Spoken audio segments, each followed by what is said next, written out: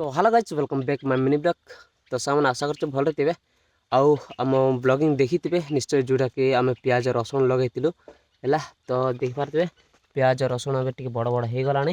एटा सब होउची रसुण तापरे प्याज से साइड लगा हिची हैला। आउ एटा जोटा आम मूला मझी मझर लगैछु आउ देखंतु सियाडे सब नै कि विसर्जन करा हेलानी। तो आम आसीचु आज विसर्जन करबा पई हैला। प्रथमे आपण माने कोन करो विसर्जन करबा पूर्व आपण माने तो जानि नथिबे।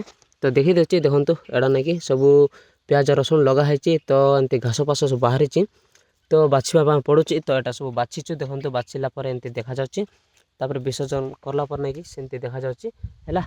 आउ किभଳି विसर्जन करबे आपण मानको जाय कि देखि देउछि।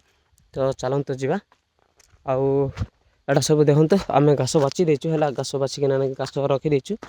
तो विसर्जन कला बेलको आपण मानको किछि नै गोटे एंती चुंचीटा दरकार पड़बो। तो एटा देख पारथिबे।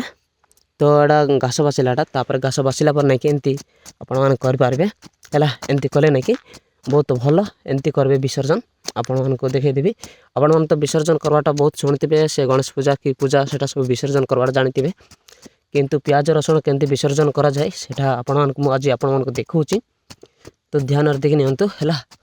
चाषी भाई मैंने एका जानी थे। तो आमे प्याज रसुण लगैछु तो आमे मध्य टिके चाषी भाई मानकर टिके अंश हैला। आमे मध्य नै कि टिके चाषी मानकर टिके अंश अठु।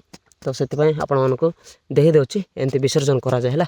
एंती कला पर नै कि एटा सुकिला पर नै कि औषध पत्र देकिना पानी पण देले बहुत भलो हबो। तो देखंतु एटा सियाड देखंतु जोटा कि घास एबे पर्यंत बाछिनु हैला सेटा बाकी अछि। तापर याडे आमे बाछि किना नै सब विसर्जन करि सरलोनी आ विसर्जन कला पर नै कि एंती देखा जिवो। तापर देखंतु मूळा को मझी मझर लगैछु हैला। एटा सब रसुणटा बहुत भलो हेछि आउ आउ एंती मझी मझर मत देखंतु एटा होछि गोटे छोटो प्याज। एटा एबे वर्तमान छोटो अछि बड़ हेले आपण मानको मते देखै देबी ब्लॉगटा हैला।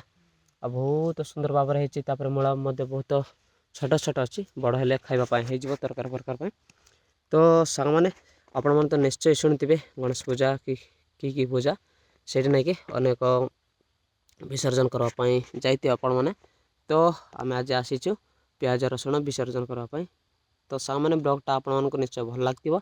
तो लाइक कमेंट शेयर आउ एंती सब मो ब्लॉगिंग पाइबा पय मो सहित एक्टिव रहबा पय हैला। मते फॉलो करंतु लाइक कमेंट शेयर करंतु आउ जरूर फॉलो हाँ कमेंट मारंतु कि भली लागिला ए कमेंट हाँ ब्लॉगिंगटा। तो रहुची देखाबा नेक्स्ट ब्लॉग रे।